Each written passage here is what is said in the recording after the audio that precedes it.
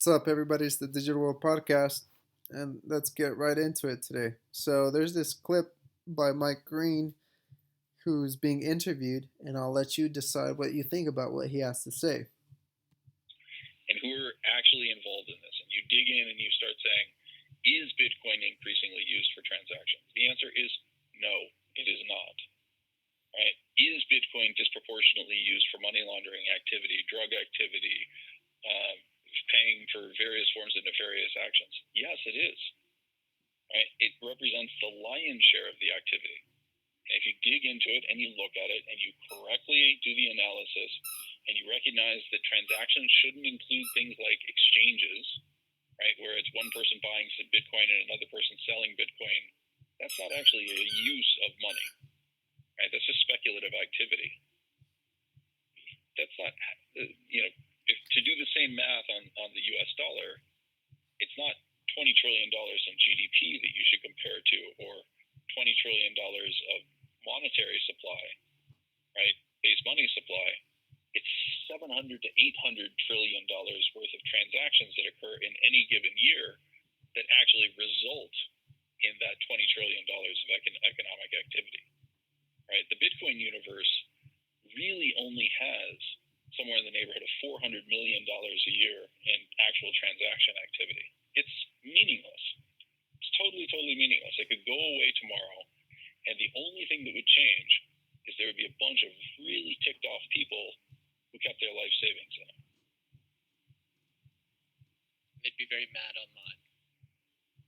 They would be extremely mad online, and I'll be candid with you that, like, my wife is terrified that they'll be convinced that I caused it, right? I mean, that is the scary part, is that, rather than stopping and thinking, wait a second, we've built $1 trillion asset on $400 million worth of transactions,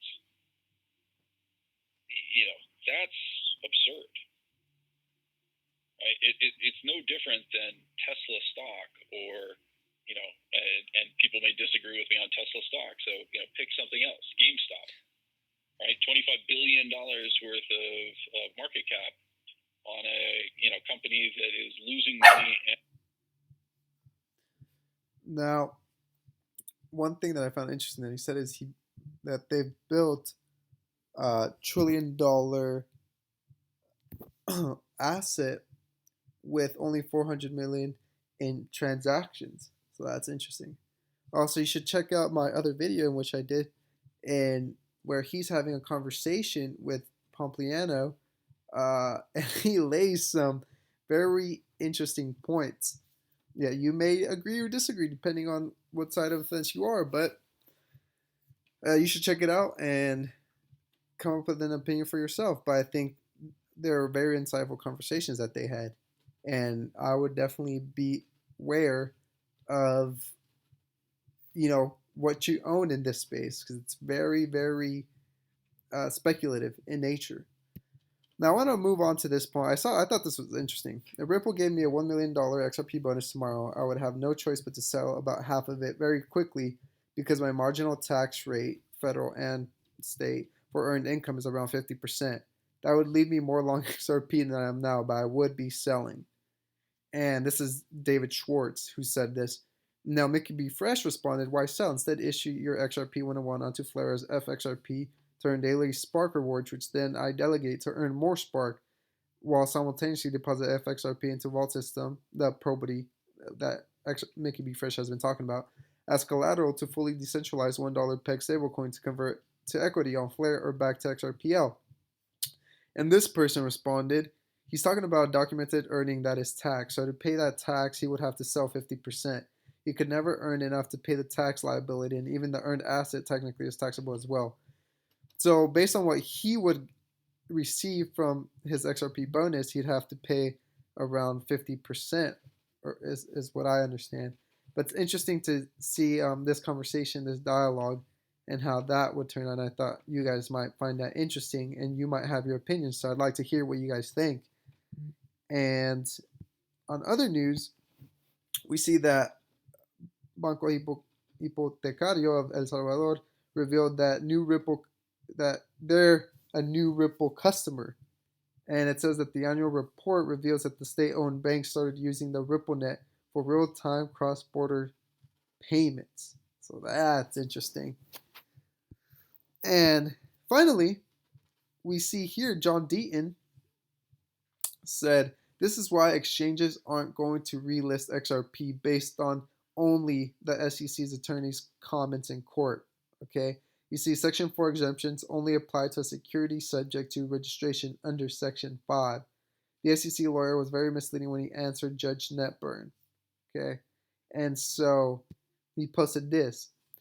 Judge Netburn rightly identified this same ambiguity and asked the SEC whether its position in this case is that every individual in the world who is selling XRP is committing a Section 5 violation. The SEC did not dispute the premise of her question, responding ambiguously that, speaking very generally, non-parties XRP transactions would likely be exempt under Section 4. By invoking the Section 4 exemption, which only applies to a security subject, to registration under Section 5, the SEC essentially confirmed that, regardless of the seller or circumstances of the sale, XRP is in its view per se an investment contract and therefore a security per se. That premise, if accepted, would empower the SEC to regulate vast numbers of non-parties, including digital asset exchanges, vendors, and retail holders.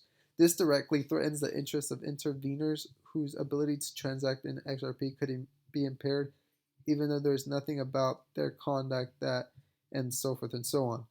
And so he's saying that this is the reason why they won't relist it, just based on those comments, because there could be a lot more that comes with that. So it'll be worth monitoring to see what happens. But if the SEC decides that they can come down hard on exchange for listing it, what these exchanges would want to avoid that, and so that's why John Deaton makes his case as to why they won't relist it. And I also did another episode on this, on why they wouldn't relist the digital asset XRP. And so I would definitely go take a look at that. I make a deeper dive onto what Johnny Deaton says in a thread that he wrote. So go ahead and check that out.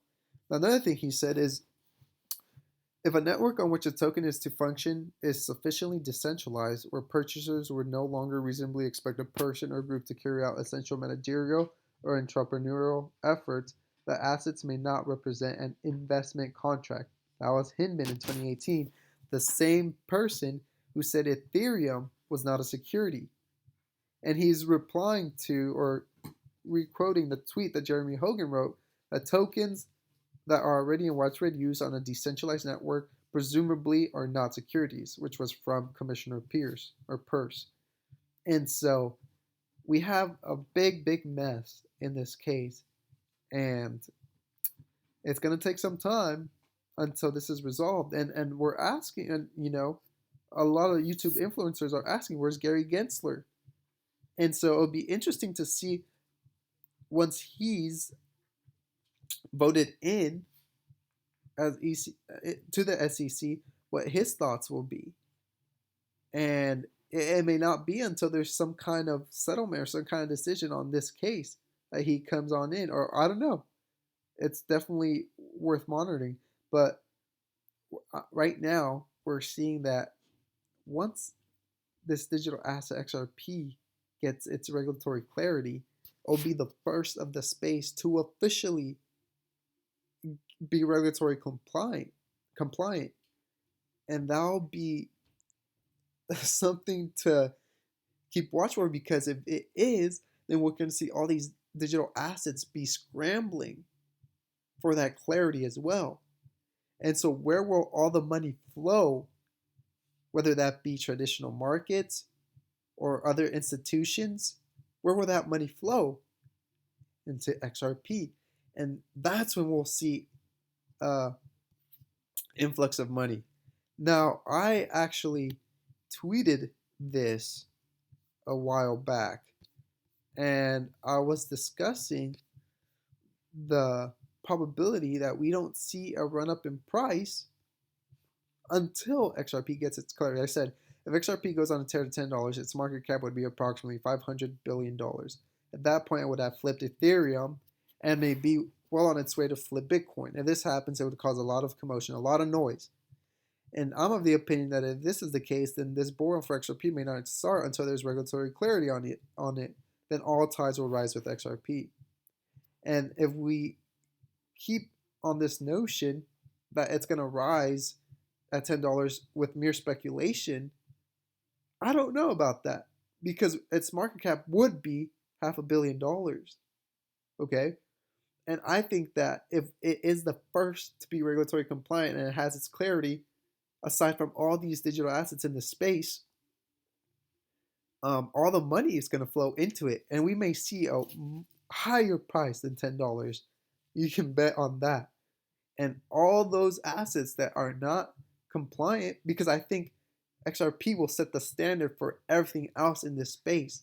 And if all those other assets are not on board with this new Ripple test, compliments of Sir Alderati, who said that, by Howie test and hello Ripple test, if the Ripple test is the new standard going forward and these assets are not compliant, they will die. And only those that provide real utility and help build this new financial ecosystem, those will be the ones that will survive. And so that is my opinion, and it's something that we're going to have to keep watching. Who knows how long it's going to take? But that's why I always say this: do you know what you own? And does what you own provide utility to this new financial digital space that we're entering? I hope this episode has brought you some value. Like and subscribe. And remember, what you own has to have utility in order to survive what's coming in terms of regulatory compliance. This is the Digital World Podcast, and I'll see you in the next episode.